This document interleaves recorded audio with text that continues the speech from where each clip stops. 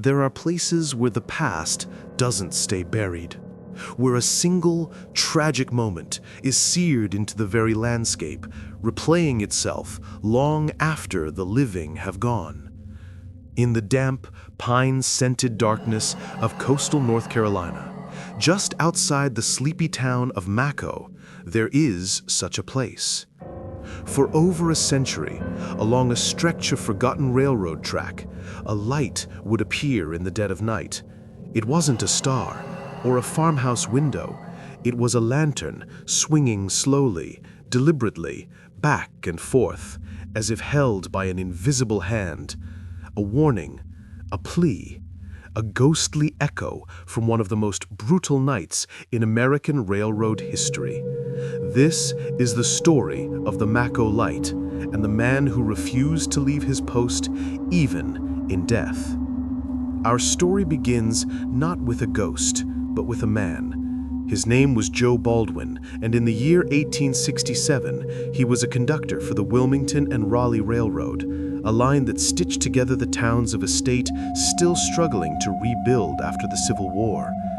Joe was a reliable man, proud of his job. Being a conductor was about more than just collecting tickets. It was about responsibility. The lives of everyone on that train rested on the skill and vigilance of its crew. On the night of his fate, Joe was working the rear car of a passenger train, a rattling wooden coach lit by oil lamps and filled with the weary sounds of people traveling home.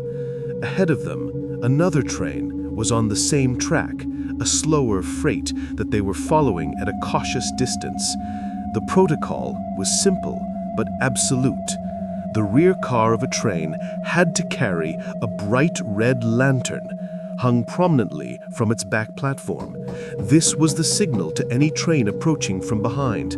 I am here. Do not come closer. It was a simple, vital rule of the rails. As Joe's train rumbled through the countryside, the coupling between his car and the one ahead of it gave way.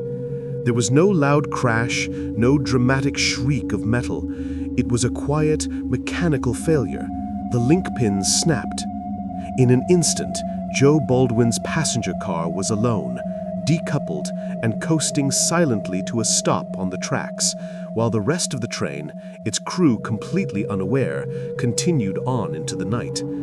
Joe would have felt the sudden change immediately. The forward pull would have vanished, replaced by the eerie, slowing momentum of a lone carriage. He would have stepped out onto the rear platform, the red lantern in his hand, and seen the taillights of his train disappearing into the darkness. And then he would have heard it. The sound that would have frozen his blood. Another train, coming up fast from behind. This was the nightmare scenario. A massive locomotive, its great iron cowcatcher leading the way, was barreling down the very same track, completely unaware of the stationary car blocking its path. There were no radios, no cell phones. There was only the lantern. Joe began to wave it frantically, swinging the red flame in wide, desperate arcs. Stop! Danger! But the engineer of the oncoming train saw only a single, small light. He mistook it for a signalman in a nearby switchyard, waving a lantern to indicate that the track was clear. He blew his whistle twice in acknowledgement and didn't slow down. Joe Baldwin had seconds. He could have jumped. He could have saved himself. But behind him, in the darkened car, were passengers, men, women, perhaps even children, sleeping in their seats, oblivious to the doom rushing towards them. He did not jump. He stood his ground, waving that lantern with every ounce of strength he possessed, a solitary figure trying to hold back a force of unimaginable power. The locomotive slammed into the wooden passenger car with the force of a meteor. The sound would have been catastrophic, a symphony of splintering wood, screeching metal, and shattering glass that tore through the quiet night.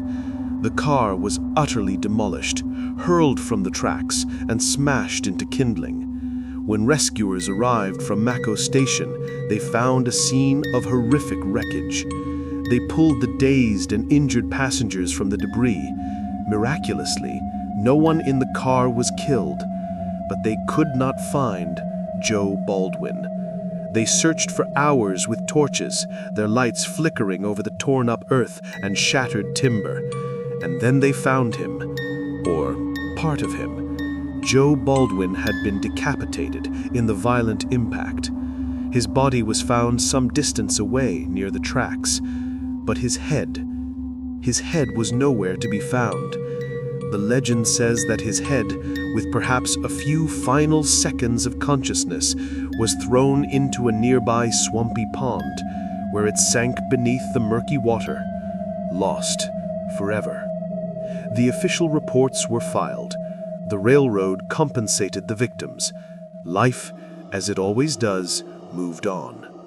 The tracks were repaired, and trains continued to run. But soon after the tragedy, the stories began. A signalman working the night shift near Maco Station was the first to report it. He saw a lone light swinging back and forth down the track. Thinking it was a conductor on a late train, he signaled back, but no train came. The light simply hovered there, then vanished. Another night, an engineer on a passing freight train saw it and slammed on his brakes, convinced he was about to rear-end another train. His firemen leaned out, staring into the darkness as they ground to a halt. The track ahead was completely empty. The story spread through the railroad community like wildfire. It was Joe Baldwin's ghost, they whispered. He was still out there, on the tracks where he died, forever performing his final heroic duty. He was looking for his lost head, trying to prevent another tragedy, waving his phantom lantern to warn the living of the danger he could not escape. The light became a known phenomenon, so consistent and well documented that it became part of official railroad procedure. For decades, engineers approaching Maco Station would report seeing the Maco Light, and when they did, they would blow their whistles twice, just as the engineer who killed Joe did, as a sign of respect and as an acknowledgement that his spirit was still seen, still remembered.